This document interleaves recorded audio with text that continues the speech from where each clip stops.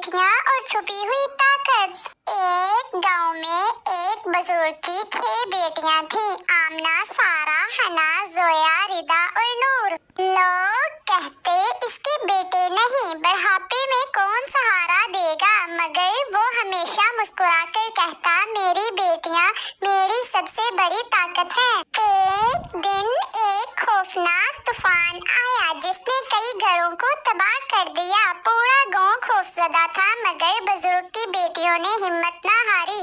आमना ने खाने की तकसीम का इंतजाम किया, सारा जो डॉक्टर थी जख्मियों का इलाज करने लगी, हन्ना और जोया जो कारीगर थी घरों की मरम्मत में लग गईं।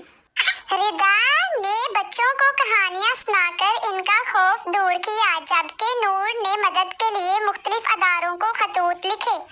इनकी मेहनत देखकर पूरा गांव मुतहर्रिक हो गया। जल्द ही अमदाद पहुंच गई और गांव पहले से ज्यादा मजबूती से तामीर हुआ। एक दिन गांव के सरदार ने कहा, तुम्हें सिर्फ बेटियां नहीं बल्कि बहादुर जंगजू मिली हैं।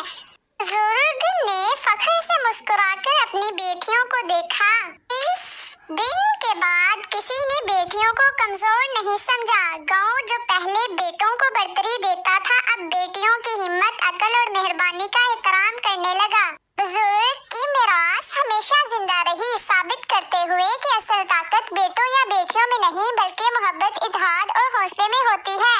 अगर आपको हमारी वीडियो पसंद आए तो लाइक, शेयर और कमेंट कीजिए ताकि आने वाली हर नई वीडियो का नोटिफिकेशन आपको मिल सके।